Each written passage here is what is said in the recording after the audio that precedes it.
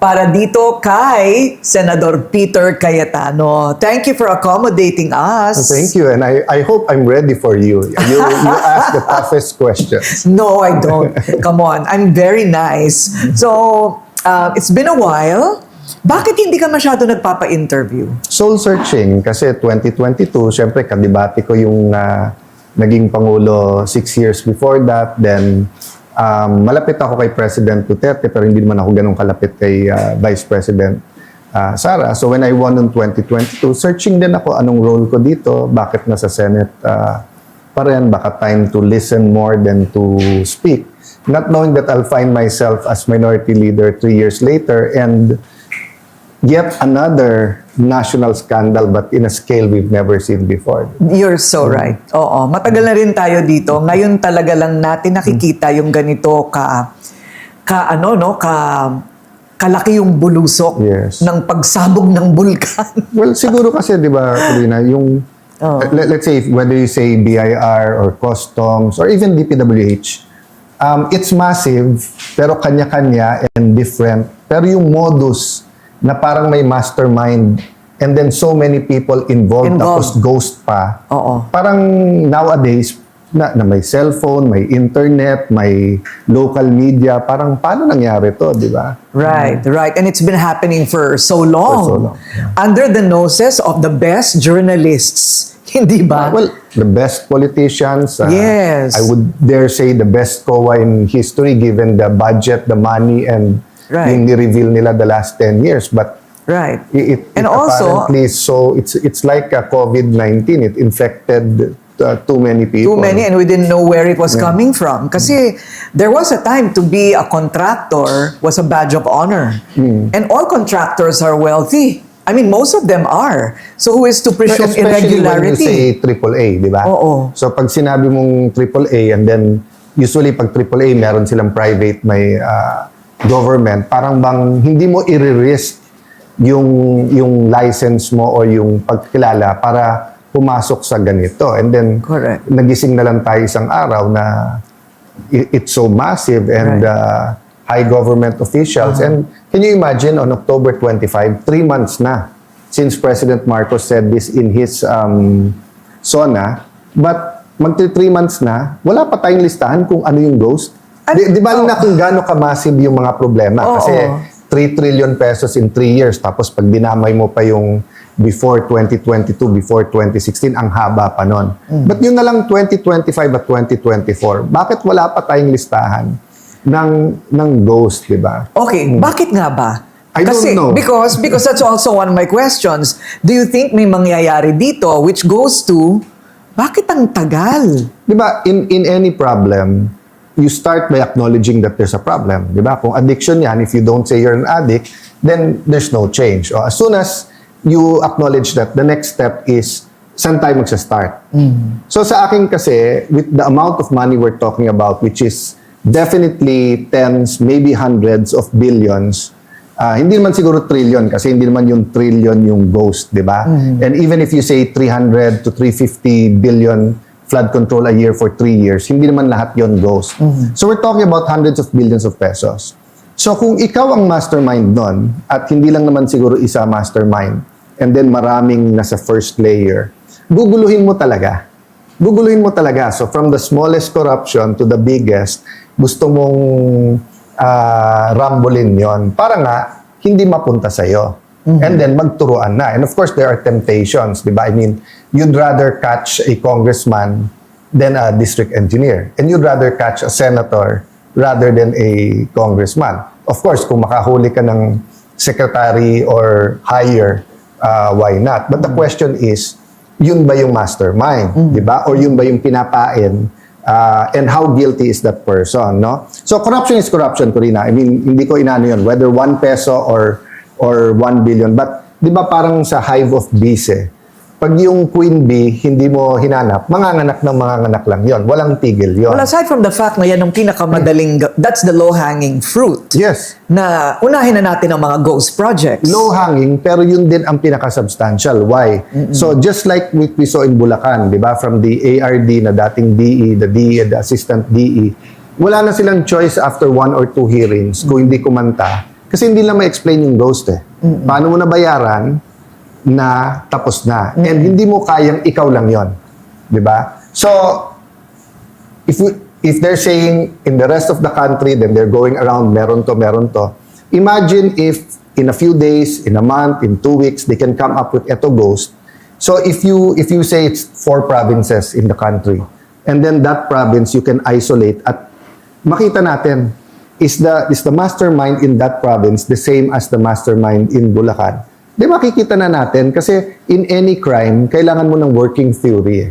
Kung hindi, a step ahead sa'yo yung mastermind dahil they just keep pointing you in the wrong direction. And in the Philippines, dahil may election cycles tayo, pagdating ng late next year, 2026, ano na to yung nandun pa rin galit ng tao, pero nandun na sa solve it by electoral solutions, meaning having a new president, rather than solve it by the science of criminology or forensic. I think it is in the interest of this administration to come out with results right away. Yes. Hindi ba? So Especially for the president. Diba? Especially for the president, If the yes. president is truly, has nothing to do with it, and yung sinabi niyang statement the other day na tamaan na yung bawat tamaan, interest niya that not only during this administration, but the more defined, di ba, at yung ebidensya lumabas earlier, better. So before we go there, do you think that the COA might be in cahoots? Sa lower, definitely Sa lower. naman. I mean, kasi paano naman, kahit sabihin mong paper, tama yung sinabi ni Senator Sherwin, di ba, na kahit papel lang yung tinignan mo, kung makikita mo na 20 days, 15 days, 30 days, tapos na, di ba? So what is your theory? Bakit ang bagal?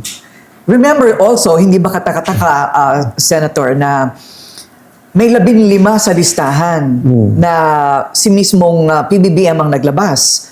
Bakit isa, 2, 3 lang ang parang napupuruhan? Kumusta naman yung number 1? Kumusta naman yung number 2? I'll start with the first. Whoever is the mastermind or yung grupo na yun are so powerful and have so much money that they started investing na guluhin to even before sila mahuli. Diba? And part of guluhin to, isama lahat ng pwedeng isama, operan din at bigyan din. So, that's why everyone's scared kasi picture lang, parang guilty ka na. Diba? Yung na-interview mo lang, baka sabihin kasama Exactly. pa, diba? So, and we're getting that as a dose of our own medicine dito sa So you think sa all of Senate. that is a part of an That's orchestration? Ginagamit na lang later on, but it's part of our culture kasi, di ba, na we all love everyone and then suddenly, siya ang masungit, then barkada mo rin yon. So may nagagamit yung culture natin. Yes, But the second point, I think, is that it's just so massive. And when I say massive, one, it's systemic in the DPWH until the level. But then, kumbaga, kung tinotolerate dati na marami dyan, ayos yung kontrata, etc. Yung how did it get, di ba parang kay Napoles She wasn't the first nor the last na nangungumisyon sa kontrata. But she was probably the first to offer 30, then 40, then naging ghost na, 'di ba? So pag dinamay-damay mo na sa DPWH, 'di ba, yung may pinakiusap na contractor, may hiniram na lisensya, may 5%, then naging ghost. So it's just so massive na pag sinabay-sabay mo, 'di ba? How do you uproot all of that na nandun yung magagandang plants, 'di ba? Sabi nga sa Bible, you can't just uproot a weed kung tumutubo na kasi pati yung good plants ma-uproot mo. Pero diba? may solution. Sabi mo nga, and I agree, just start with number 1. The number 1 ghost project, the number 2 ghost project. Yun nga ang amazement ko na ba. So even the ICI, di ba? Kung ako, I would have either passed a law, made it stronger. I would have made sure it's public. And I would have made sure 2 or 3 religious leaders are there. So it's not that wala silang politika, but business and business and government are really yan ang magka-partner So religious alam naman natin sa Pilipinas may kanya-kanya ring gusto, but more or less may mga foundations yan, and we have like 3 or 4 big groups from Catholic to Iglesia to Muslim to born again and others that can be there. So there are things that could have been done, but that's why nga naisip ko, Korina, baka sakaling everyone is in a sacrificial mode, baka gusto natin, resign na lang all from the president to congressman. Doon lang ako natawa doon sa mga reaction I expected reactions from the left to right, from wow, ang ganda to ang sama nung propose. But I didn't expect yung what? Resign kayo para hindi kayo makasuhan? What? Pakakawalan na lang para hindi kayo... So, sandali lang, baliktad. Pag nag-resign ka, wala ka na sa poder. Mas madali ka ng kasuhan. Right. But that's for me an example of the fake news and yung pag sinabi ng isang legal luminary, sinusunod na nung iba without thinking or without saying na sandali lang, yung legal luminary na yun or yung political consultant na yun, partisan pala. Oo. Di ba? Para sa akin, well, ang tama sa akin nun is, maganda. Maganda. If I could flick my finger and undo everything, yung feasibility lang, yung feasibility lang, do we have enough time? Do you have the budget? Who's gonna run? What will happen to the term? We don't have a choice because it's in the Constitution. Doon din ako nagtaka sa ibang legal luminary na sabi nila unconstitutional. Hindi, sa Constitution, when the President and Vice President resign, the Congress has to meet right away. And then they're given 7 days to pass a law. Then they have to call an election not earlier than 45 days, not later than 60 days. Pwede na nila isama sa law na yan, na hindi lang President at Vice, Senator na lang at Congressman. Kaya ako naisip yun, Korina, kasi I think this will drag beyond 2028. Because nga, as of now, walang kandidato ang Marcoses. But the Pinks think that, I'll use the names, DDS, Pinklawan, etc., without any offense to the Right. Ganun naman talaga yung totoong salita ng tao. I mean, if this was the US, I'll say Democrats, Republicans, but since sa atin very loose yung coalition. No? So the Marcos supporters, so far walang kandidato. But they did try for a to change the Constitution, di ba, yung People's Initiative. Okay. The Pinks think that nakabalik sila, it's our turn. If you take out Sara, kami na yan. Okay. Of course, the DDS group is, kinuha nyo na nga si Duterte. Dinala nyo na doon, kakasuhan nyo pa Sara, pambato namin si Sara. So if Sara wins in 2028, what will you think will be the reaction of the Marcos and Pink group? Okay. Kung manalo naman yung Pink, tingin mo, titigil din basta-basta, etc. Ganyan. So I was just thinking, kung bawal tumakbo most of the people now, at least in one election cycle, di ba? And then you have a new batch. I'm not saying it will 100% work. Pero malay mo. And if it doesn't, then when you come back after one cycle, hindi ikaw yung problema. Right. Diba? I think it's brave of you to have mentioned that. Well, you are identified with Duterte, right?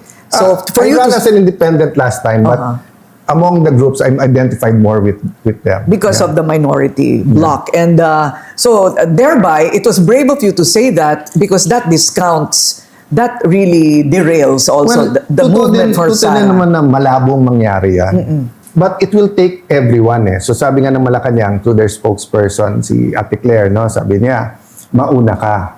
Sasagutin ko siya ngayon. Mauna ako, basta't lahat kami. Iba yung ikaw lang, iba yung mauna ka. Di ba? So if Korina says na, lahat tayong journalist, bawal tayo mag-endorse ng kahit anong produkto.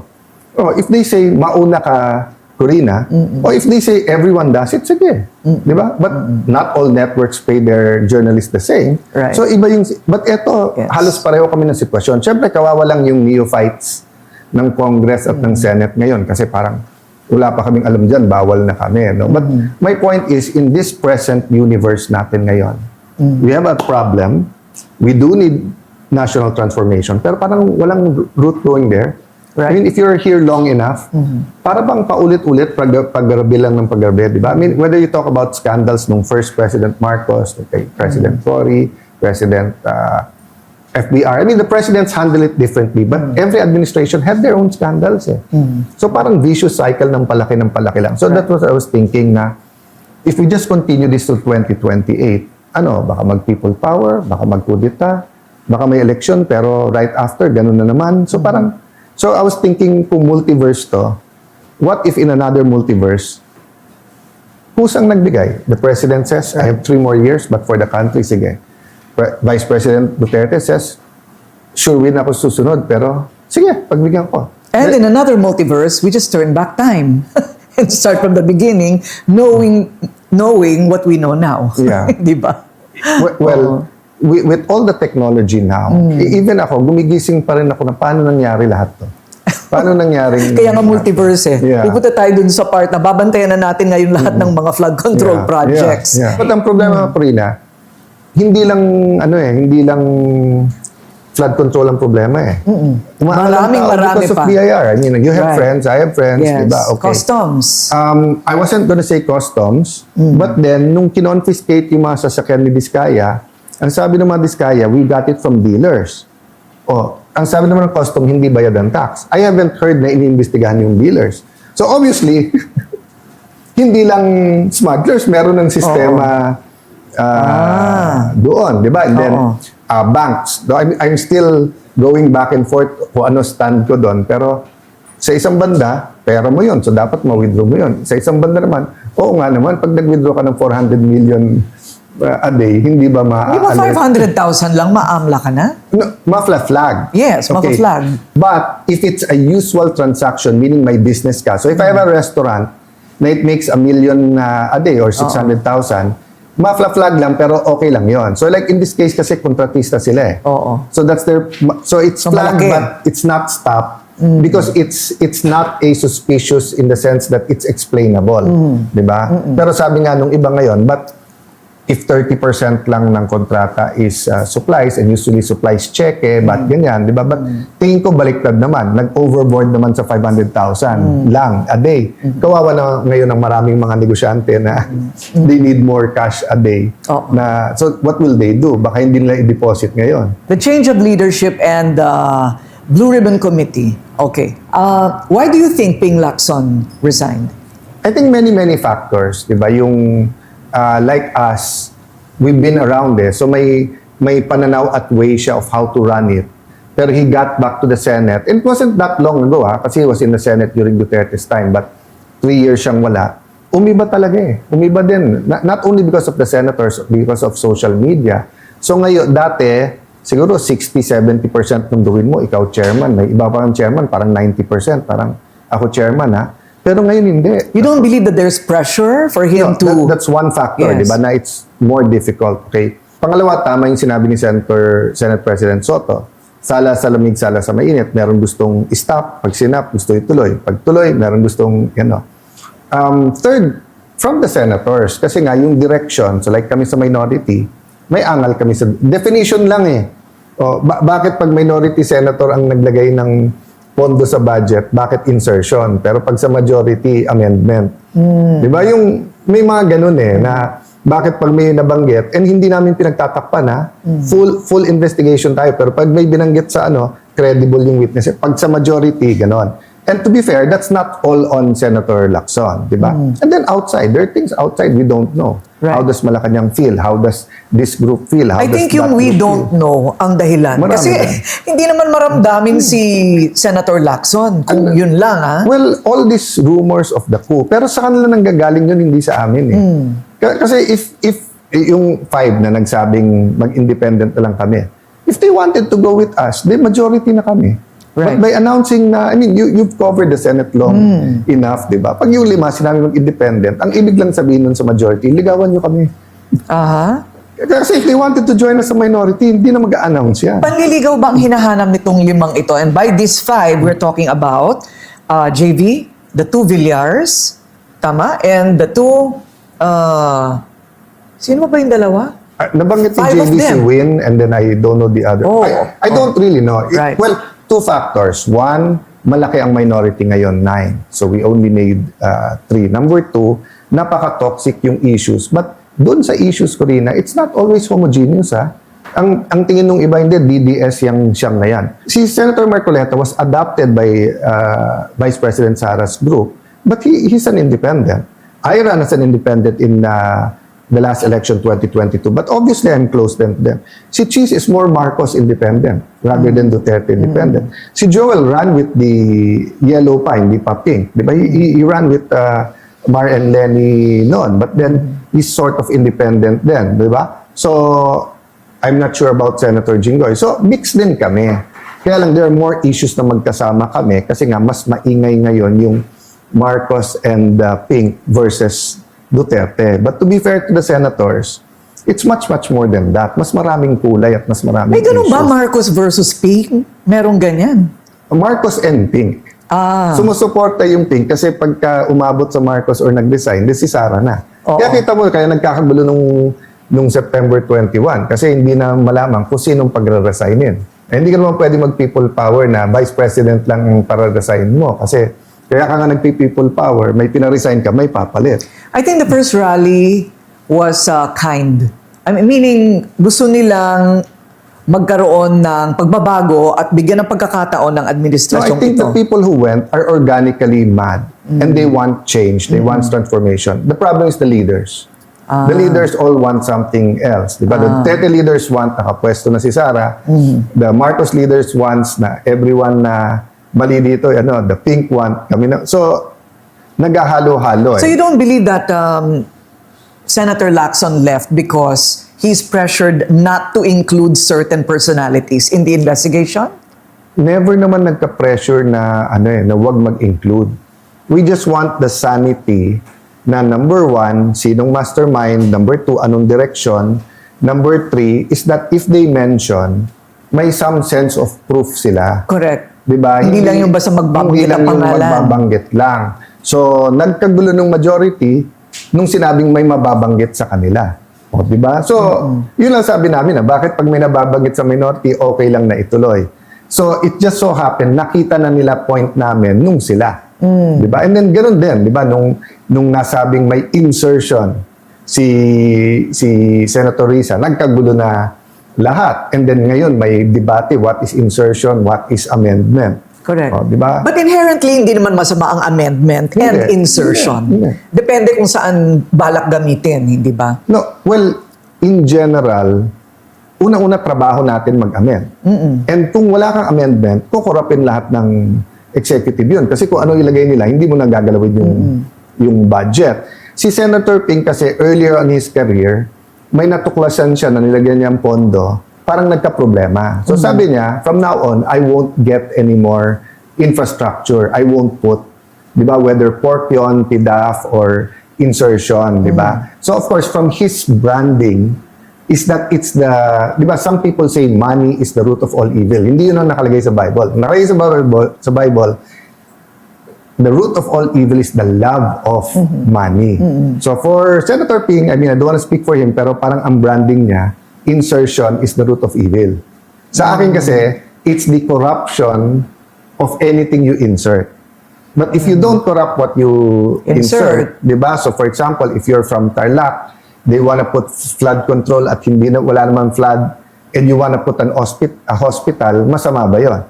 Di ba? It just so happened kasi people sometimes move from hospitals, school buildings to flood control kasi mas malaki kita sa flood control kaso dun sa buildings, di ba? So, but my point is, it's so toxic, at least in social media, we can't have an intelligent discussion. Kasi nga, ang nangyayari, kung sinong kakampi mo, parang black and white, kakampi mo na. O, kahit mali na. Or yung definition is depending sa kakampi mo. Halos lahat ng mga senador kasama, yung halos lahat ng senador sa 19th Congress, ay may budget insertions, Sa hindi ba? pagkaalam ko, basta't wala lang si Senator Ping. Oo. Si Senator Ping, sa pagkaalam ko meron din siyang amendment, hindi lang infrastructure projects. But he wasn't here the last 3 years. Right. But except for Senator Ping, I haven't heard of a senator na hindi nagpro-propose ng school, ng sports center, ng hospital or whatever. It's the system. So nung meron pang PDAF, may limit ka, tapos you submit it. So unintentional consequence nung nawala yon, iba-iba na yung amounts na sinasubmit.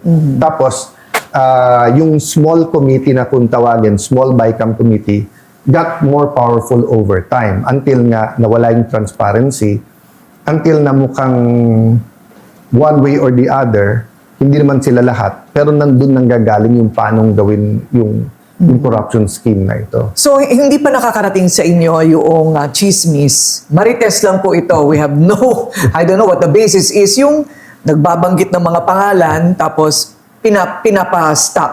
Kasi may lalabas ng pangalan na kakampi ng administrasyon. No, open yun sa senators, na may isang senador na sinabi niya, alert, babanggitin ni ganito. Tapos may isang powerful na senador na sumagot na kausapin natin si Boying at saka hindi credible yung magsasalitang yon, which was si Bryce. So, syempre, hindi na kami nag-comment, kaming minority. Pero sandali lang, nung binanggit niya mga minority, hindi siya credible siya. Nung babanggitin niya na sa majority, hindi na siya credible. But to be fair to that guy naman, hindi naman binanggit nung nandun na. But yun nga ang point, no one knows what's happening in closed doors. Because hindi rin klaro anong role ng ICI, anong role ng DOJ, anong role ng Ombudsman, and then bakit nag-uusap ang chairman ng Blue Ribbon at saka ang DOJ when it comes to the witnesses. So I'm not saying it's bad per se, but in this kind of atmosphere na may opposition administration at magulo, let me put it another way, Korina, di ba? If you are a congressman now na incumbent at may ghost sa lugar mo, lahat ng kalaban mong mayor, kalaban mo wants to highlight that. Ikaw, you wanna downplay it, di ba? So ang politika ngayon is as rampant as the cover-up. Kasi to be fair, to places na may free bidding, kung totoo na yung Discayas at 200 billion yung project, and kung totoong magaling sila pumasok sa bidding, di ba? And you name the credible names now, whether you name Vico, whether you name si Mayor Magalong, even in Taguig, may project ang Discayas eh. So does that mean that automatically, so like sa amin, walang ghost? Kahit silipin nyo, we've been searching. I was going to ask you that. Are you very, very confident that hindi ka tatamaan? Yes. Oo. Because we don't deal with contractors, wala kaming hiningi doon. Every 3 years, well, aside from yung 0%, 50%, 100%, so the 0, 50, 100%, let me explain. Sometimes I think that everyone's watching us all the time. Sometime when I was a new senator, someone told me, ang pangit ng pagkagawa ng isang covered court na pinagawa ko somewhere in Central Luzon. So after that, pinakukunan ko na ng picture na 0%, 50%, and 100% para sure man lang. So I don't check periodically, but throughout my career, yun ang sinasabi ko sa Taguig. Para pare-pareho tayo, walang turuan, walang sabit. After the bidding, take a picture na 0%, 25, 50, 100%. Do you think that local government officials should, by law, should be in on that? Or is that another layer of corruption? For accountability. Everyone should have double, triple systems. Kasi, like, di ba sinasabi nga ni Secretary Vince na bakit tinanggal yung acceptance? Ang alam ko, hindi tinanggal yung acceptance. Dati kasi, kahit hindi ito turn over sa LGU, pinapapirmahan. And then, the background is, nagagalit yung DPWH kasi minsan daw may humingi. Whether kapitan yan or mayor or whoever. Okay. But for example, you do a project and it's for the municipality or city, they still have to accept it. And that signature means something. Well, it should mean something. Yes, it Kasi should. But yun nga problema. So for example, no, if it's not a project for the city, so let's say tapos papirmahin mo. It doesn't matter sa city pagka na-delay yung pirma o hindi. Kasi DPWH ang magsasuffer. But let's say it's a school na gagamitin ng city. Pag hindi nila pinirmahan right away, hindi pa magagamit ng estudyante. But yun naman ang problema. Kung hindi 100% ang magandang pagkagawa, minsan may dilema yung mayor. Pipirmahan ko ba ito? Pag hindi, madidelay yung paggamit. Ako pa may. Pag pinirmahan ko naman. So should they? Yeah, we should fix those systems talaga. I think that should be in law, no? Kasi ngayon, I find it bizarre na hindi alam ng governor or mayor na may malaking-malaking hukay doon ng 8 taon, hindi pa nagagawa. So, meaning, they should also be an oversight. No. It's in the local government code that hindi pwedeng gumawa ng national na walang consultation. So, it just so happened na not all congressmen ay kasundo ng mayor. Kasi pag magkasundo yon, pipilitin nung... So, like ako, dito sa Senado, now and then, nahuhuli ko DPWH na may magagandang project, in theory, pero it will either cause traffic or pangit na projects. Tinatanong ko, did you consult the LGU? Minsan lolokohin pa ako, yes, na hindi alam na asawa ko mayor. Tapos titignan namin, it's one letter, and it's not even a consultation saying there's a major highway dadaan sa inyo. So to your question, should they know, should they? Yes. But hindi one-sided yung usapan at yung corruption. There has to be a real dialogue between the TULAP, the League of Cities, the DPWH and everything para hindi magturuan. Oo, kasi ngayon hugas kamay lahat ng LGU, no? But the issue kasi hindi sa kanila talaga yan. Yes. Issue national eh, di ba? Oo. But having said that, for example, sa flooding, di ba? Ang building permits ay sa LGU, di ba? And reality is, there are many places around the country, and this is not the present mayors, this is the last 25, 30 years, kung saan nag-build na hindi dapat mag-build. Di ba? So hindi DPWH yun. Right. Zoning. Diba? That's another investigation. That's another investigation. But I'm saying it's not hitting the nail on the head na yung problema ng corruption ngayon. But the problem of flooding is a whole of nation, is all communities have to pitch in. It's not only DPWH. Before the flood control scandal in Bulacan, binabaha na ang Bulacan. I'll give you another example. Reclamations. Nothing against them. I'm not anti-reclamation. Pero wag niyo naman sabihin all those reclamations in Manila Bay and the others are not contributing to the flood. Diba? It is. Diba? Pero syempre, it's easier to quiet. Doon na lang kayo. Yung online gaming, diba? That's contributing to our erosion of our values. Pero no one's discussing it now kasi ang pinag-uusapan ngayon, yung flood control. Correct. Ang daming problema, no? Okay, sino ang dapat pumalit kay Ping Lacson? Head of Blue Ribbon Committee. Well, sa akin, it's not more of sino, but then talagang magkaroon ng consensus how we can play our role, minimize yung conflict of interest ng senators. But then, kasi ang role ng Senate for me, it's not kung sino i-convict, but yung openness ng hearing. And actually, benefit pa nga na magkakalaban yung mga senador para lumabas lahat. Ang problema, yung equal say ng direction ng committee. That's why I was saying nga, if we have a list kung saan yung 4 na probinsya, panay massive ang ghost dito, mag-usap-usap mga senador. Sige, these are the 4 provinces. We're finished with Bulacan or we one more hearing. Or we'll have 2 hearings on province B, 2 on province C, province. So, pwedeng mag-usap-usap eh. No? Paano naman yung interparliamentary courtesy? Sabi, ipapatawag daw si Speaker Romualdez ng Senado. Gagawin ba ninyo yun? At pwede rin magpatawag ang Congress ng Senador? That's one problem nga na hindi naman nagko-caucus at nag-uusap doon. It's a decision of Senator Lacson. So, nung una, sabi niya, walang papatawag, even Zaldi. Yun ang sinasabi ni Senator Marcoleta, bakit kami napatawag? Kaya nag-uusap na minority, sabi nga ng isang senador, bakit kapag kayong sa witness protection, pwedeng i-bend yung law? Law na yon. Pero bakit pagka interparliamentary, hindi pwede? Having said that, we're only talking about an invitation. The reality is we won't subpoena them because by interparliamentary. But Korina, I was speaker and may question sila sa SEA Games. I voluntarily came to the Senate. Punta ako Senate. Sinagot ko yung mga tanong. I didn't think it was, sabi kasi nung iba, parang I forgot the right word, parang bang mada-downgrade, parang papaya yung position mo.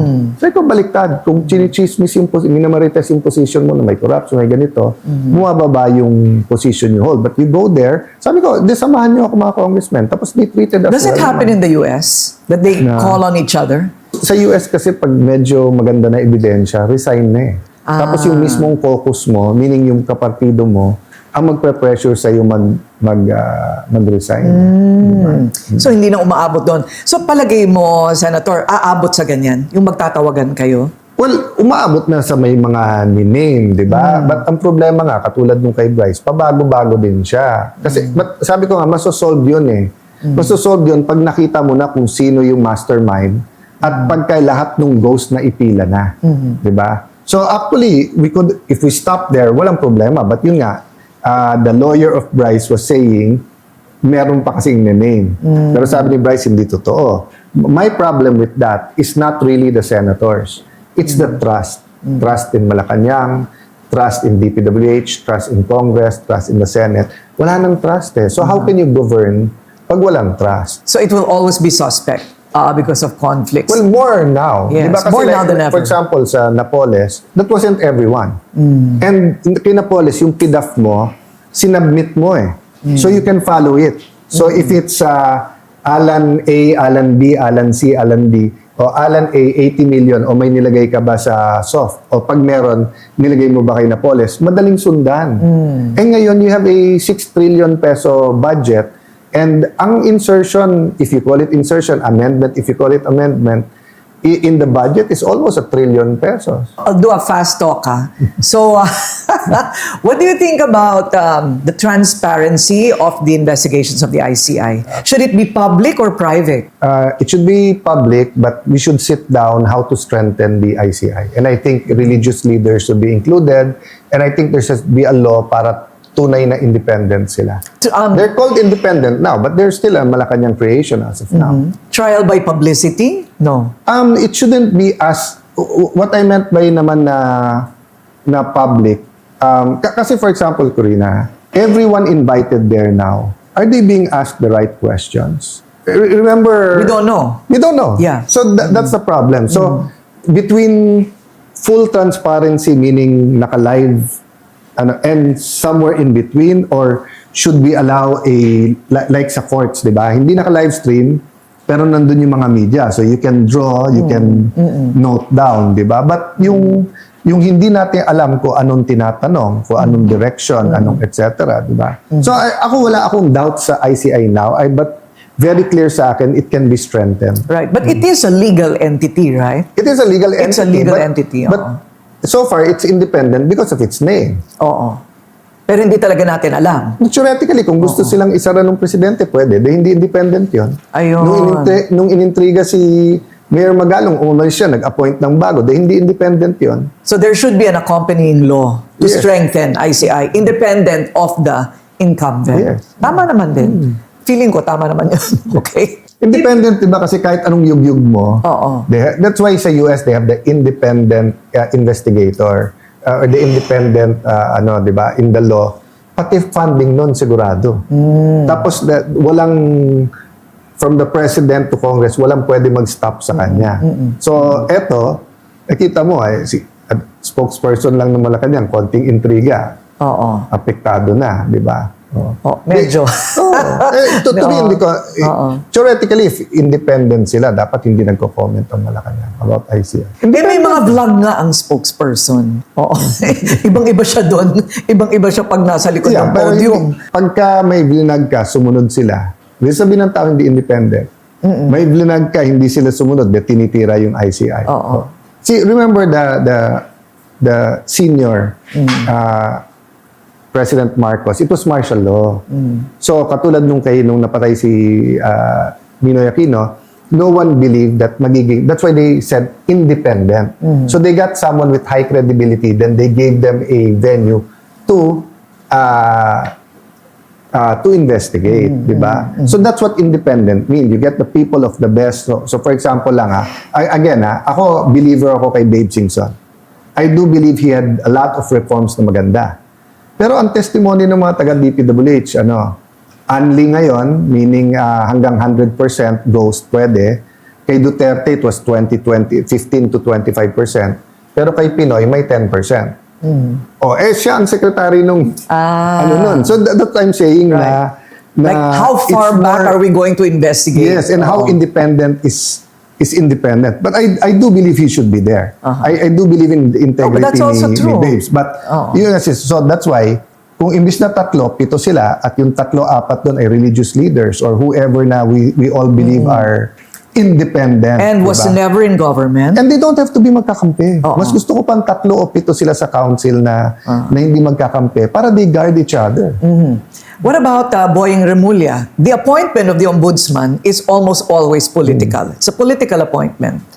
Kahit na legal ang kanyang no? So what do you think about Boying Remulla? So Boying is good wherever you put him. Diba? He's decisive, he's intelligent, he knows what he's doing. I've seen him work nung kay President Erap noon. Hindi ko na siya inabot nung chief of staff siya dito. Inabot ko na siya nung doon, and then he played a big role when I was speaker with the majority. Having said that, the question is independence. And siya lang makakasagot nun. So meaning, once he's there na, di ba parang sinabing inappoint ako ni Duterte na Chief Justice or Ombudsman or POA.